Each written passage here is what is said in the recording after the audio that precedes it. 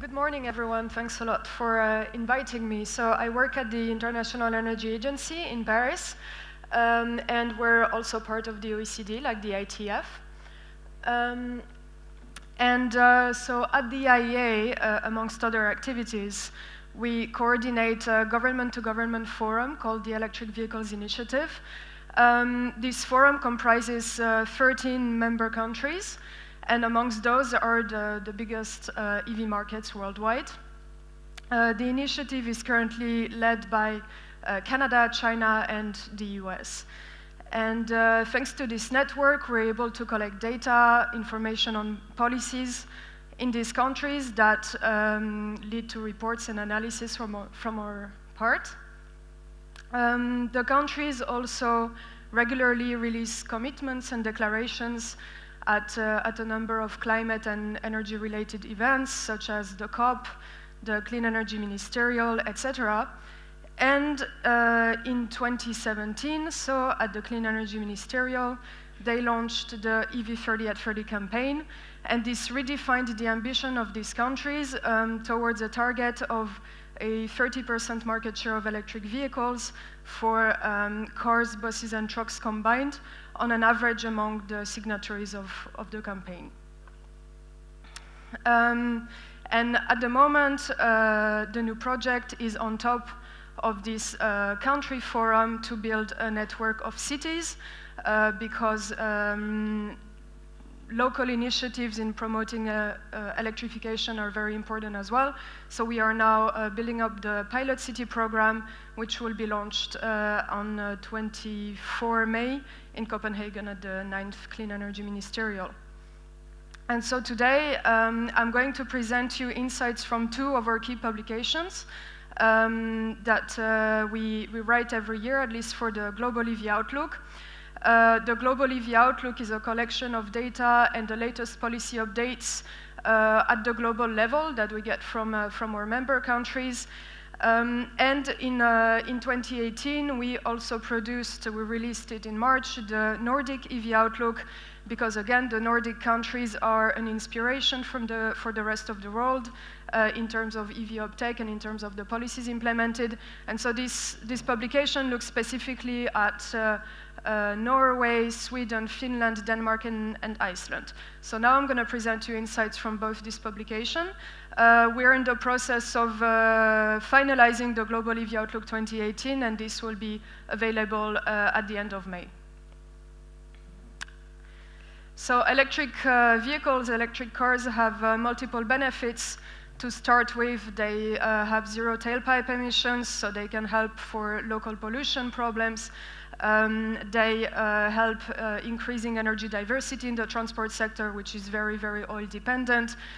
They also have a clear climate potential if they're coupled with low carbon electricity, and they have specific synergies with the integration of variable renewables. So for all these reasons, policies and the industry have started developing electrification. In 2016, we reached the threshold of 2 million electric cars globally. In 2017, this is now over 3 million. And we have to keep in mind that this is, however, still a very, very small share, obviously, of the global stock. This is less than 1% of the global stock of cars worldwide. It's also a very, very concentrated market. So in 2016, 95% of global electric car sales took place in only 10 countries. And only 6 countries had a market share above 1%. So here, I'm talking about BEVs and PHEVs, so full electric and plug-in hybrids only. And so these electric vehicles, only 6 countries had a market share above 1%. And obviously, the very specific case is that of Norway, as you can see, which is a country that reached 30% market share already in 2016. A lot of these developments, these successes in these countries were driven by policies, and in particular policies on the purchase, so purchase incentive sides, of the car. And so we can see in this table the relation between some changes in policies from one year to the next and their impact on electric vehicle sales. So for example, Norway in 2016 increased a bit their tax rebates on PHEVs, and we witnessed a clear growth in PHEV sales. And on the other hand, for example, countries like Netherlands or Denmark, they have reduced their tax breaks. Netherlands on PHEVs, Denmark on all cars, and as a result, we've seen a drop in sales. This is very clear. The importance of purchase incentives are very clear when we look at the Nordic countries. And this graph basically shows you that as purchase incentives manage to close the price gap, the purchase price gap between an EV and an equivalent conventional car, then the market shares, the sales share grow substantially. With one exception, though, and you can see it here, it's for Denmark. And this shows that consistency in policy announcements and policy action is extremely important. Denmark has one of the biggest subsidies on electric cars. However, they have been very uncertain and blurry in their year-on-year changes in these policies. They have announced that they would phase in again registration tax on EVs, and then as sales started to slow down, they decided to phase it in again retroactively. It created a lot of confusion amongst consumers, and as a result, the EV market is very, very, very low in Denmark. So improvements in R&D, this push in policies, the development and scale-up from the automakers' side has allowed battery costs to come down very rapidly over the years. So since 2009, the battery cost per kilowatt hour has decreased about fourfold. At the same time, the energy density of those packs have increased quite a bit, and so this is very positive for the future developments of electric mobility and helps to keep overcoming this purchase cost barrier of EVs, with prospects of getting to $100 per kilowatt hour between 2020 and 2030. It depends on analysis. So this is a total cost of ownership analysis that we've made for the Global EV Outlook 2017. And as you can see, this relates to what I just said on batteries. The yellow part are the cost of batteries for electric cars in the total cost of ownership of those cars. So this is one of the main drivers of cost. The second one being fuel costs. And this basically shows that the more generic policy environment around transportation is very important also to make up a favorable environment for the development of electric mobility. We see this, for example, when looking at Europe, which has typically smaller cars than in other markets, also high taxes on fossil fuels. Under such conditions, we're able to come close to closing the price gap, the TCO gap between 2020 and 2030 in that specific market. Then the second thing that this shows is through the dashed bar that there are clear synergies between electrification and shared mobility or taxis. So all types of vehicles that drive very long distances have much more scope to save on the operation cost through the use of electricity rather than liquid fossil fuels. Now this is about charging infrastructure. The availability of EVSE, electric vehicle supply equipment, has grown at the same time as the EV market. We estimate that there's about one private charger for every electric car on the market today, and the number of publicly accessible chargers, so on street or on parking lots, are supermarkets, etc., has also grown over the years, especially on fast charging. So we define fast charging as starting from AC 43 kilowatts chargers. These have had the strongest growth in 2016. A lot of them have been implemented in China, though. And so specific insights on the Nordics, again, at the moment, on average in the Nordic countries, there's about one publicly accessible charger for 16 electric cars on the road. And this is actually quite a low ratio, so many other countries have actually many more publicly accessible chargers per electric car. And what we see from consumer behavior surveys in Norway is that really almost all of the charging is, or most of the charging is being done at home, and much less on the public space at the moment. However, looking into the future, the market will diversify, consumers will diversify, so more charging options will need to be offered to consumers. We'll need to think about providing charging infrastructure in multi-apartment buildings, at workplaces, building bigger charging stations in town or on the outskirts of cities. And so this comes with the needs of much more business cases, business models, and players coming into this field. And obviously, as charging practices diversify, close look will also need to be given to how we integrate this to the grid, and the implementation, probably looking into the future, the implementation of flexible charging will become increasingly important to sort of decouple charging needs from when we already have peak loads on the electric grid, and that's at the end of the day in the evening. So now I've mostly talked about electric cars, but electrification is picking up very fast on other modes as well. However, so far this is mostly a Chinese story. So China is incontestably leading on vehicle electrification on all modes. It's the first electric car market in the world today. It has also a huge number of electric two-wheelers, for example.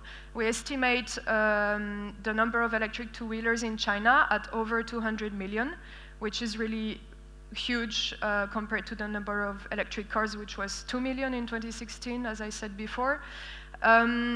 The Chinese are also very keen on what we call low-speed electric vehicles, LSEVs.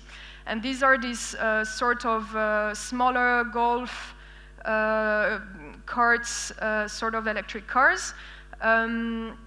They are cheaper and they don't necessarily require a license plate or a driving license. They're much less regulated than proper electric cars, and so they got a lot of success in China, and now the government is trying to regulate safety features, registration, regulations, etc., a bit more on those. And so we estimate LSEVs at 4 million units in China at the moment. And finally, looking at buses, again, China has above 300,000 of those in the countries already operating today. When we look at other countries, this is, with no comparison, much smaller. It's a few hundreds or a few thousands here and there, deployed in some cities in the US or in Europe. However, I think there are very positive prospects for electric buses to pick up fast. A lot of cities have now committed to deploy electric buses, and they become available commercially also to public authorities to operate. So there's probably positive prospects on those. So just to sum up everything that I've tried to say about the importance of policies so far, is that we really need not only purchase incentives, which are indeed really important at this stage of the market to spur consumer interest, but this is not all that is needed. We need a favorable policy environment that makes the choice of an electric car more interesting on the longer term than conventional cars. And so this is not only purchase incentives, but also all the framework that's around, and that's with CO2 standards, regulations, maybe zero-emission vehicle mandates like California and China have already implemented that provide clarity and encourage OEMs to produce electric vehicles. Also, for example, in countries in a framework with very low taxes on fossil fuels, or maybe even in countries where fossil fuels are being subsidized, this doesn't make sense. This doesn't provide a favorable environment for EVs, and then it doesn't make sense to have purchase incentives for EVs and at the same time subsidized fossil fuels. So clarity here and consistency between government actions are very important. And this goes together with circulation incentives, and these are all the set of measures that make driving electric more comfortable and cheaper on a daily basis for owners. And finally, charging infrastructure rollout, also very important to provide the means of charging for the consumers. And this also goes by, for example, facilitating the installation of chargers in multi-apartment buildings, mandating the EV readiness of future buildings or buildings under renovation, etc., so that it's easy to scale up once the number of cars grows. So this is where I said we were today, getting to 2 million in 2016, 3 million in 2017, but this is where we need to go tomorrow, or at least by 2030, in an energy transition scenario where that would be consistent with the Paris Agreement goals.